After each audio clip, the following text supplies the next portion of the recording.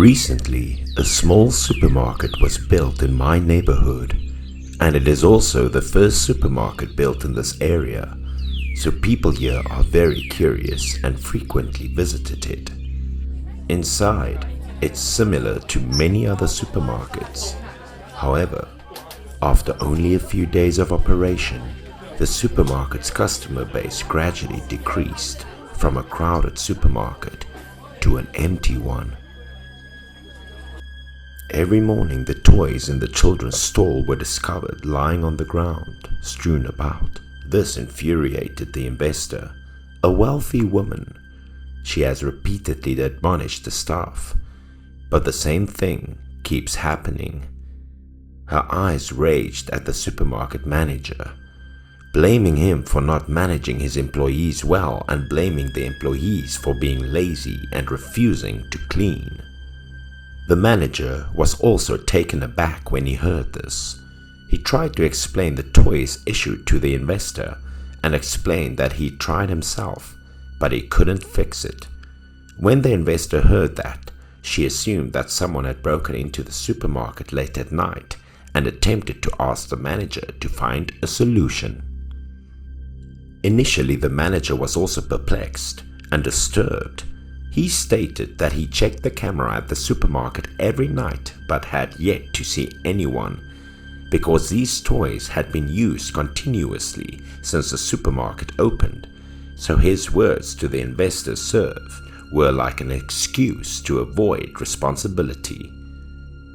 There was no other option. The investor threatened to fire the manager if he allowed the situation to continue without investigating the cause.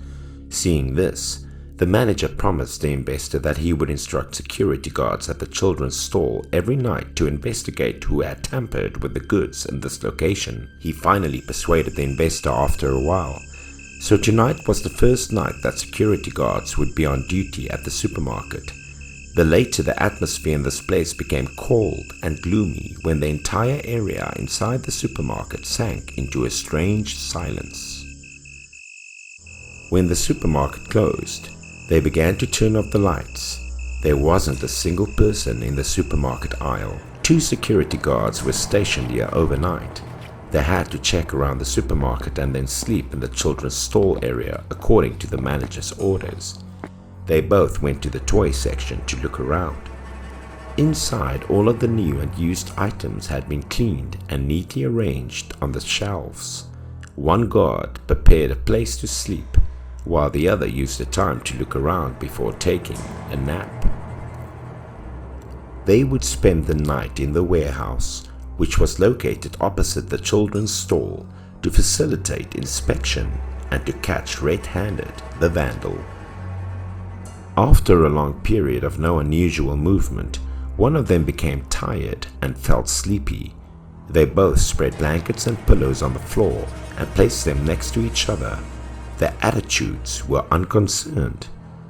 Before going to sleep, a middle-aged security guard made a joke that when there were both of them sleeping there tonight, nothing would happen. When the other person heard this, he felt relieved and fell asleep. The current atmosphere in the supermarket fell into silence once again. In the middle of the night, when it looked like nothing would happen, a ghostly phenomenon appeared. The sound of children singing resounded in the supermarket's quiet space. The black shadows clearly imprinted on the curtain in the darkness of the night when the 2 guards were sleeping for a while. They were infants who had just started walking. They walked in a long line, babbling children's rhymes as they made their way to the toy store. The singing startled the guard, who opened his eyes and looked behind the curtain. When he saw the black figures approaching, he turned to wake up the other guard sleeping next to him, telling him that the bad guys had arrived. The 2 quickly grabbed the flashlight that had been left nearby and went to the children's stall, hoping to arrest the vandals that had been hidden for so long. For fear of making a sound and causing the culprit to flee, the 2 crept up, walked over to the thin curtain nestled behind it and slowly lifted the curtain to observe. Children in soiled clothes appeared in front of them. They were mischievous, competing to remove the toys from the shelf and play together. The children were unaware that two guards were watching them from behind, so they were free to play as usual. Their eyes glowed so strangely and monstrously. A guard noticed the scene and thought it was bizarre, not knowing where these children had come from, so he planned to run over them. But as he took a step forward, the children's faces appeared in the dark with strange horror expressions, as if they were ghosts. The guard covered his mouth because he was shocked, and he didn't know what to do because he knew these kids were not human. However, the guard in the back was terrified and couldn't help but scream out loud. The children's attention were immediately drawn towards the scream. They were startled, stopped their games, and turned to stare at the two guards with blank, lifeless eyes. Both guards were impatient enough to hide and watched them at this point. Their faces turned purple from fear, and they could only scream and tremble. When the children realized they were being watched by humans, their expressions changed immediately, becoming angry and revealing devils' faces.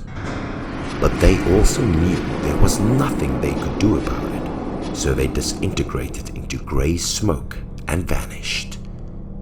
The toys in their hands also fell to the ground one after the other, resounding with frightening knocks. The two guards realized they had just met baby ghosts, but had no choice but to sit close together, shivering and muttering mantras to protect themselves, wait until dawn, and then move on. The next morning, the two security guards told the strange story they had encountered to the supermarket's manager and investor. It made everyone concerned. The owner of the supermarket seemed to know something ahead of time. She immediately invited a shaman to perform an exorcism and prayed for the dead babies in this location. After that night, the supermarket also blocked the children's stall. A red ribbon was stretched across the front of the stall, and no one was permitted to enter. The investor sighed and recalled when she was asked about what caused the supermarket to be haunted by the dead. She claimed that the supermarket used to be a private maternity hospital of a doctor. Everyone in my neighborhood was familiar with this hospital. This location was well known for abortions. The fetuses would be cremated after abortion in the hospital's secret morgue, which was now a children's stall. No one dared to approach it for a long time because it was full of evil spirits. The employees who worked here later died for various reasons. As a result, the hospital was demolished and sold to the owner of the supermarket. But the dead remained.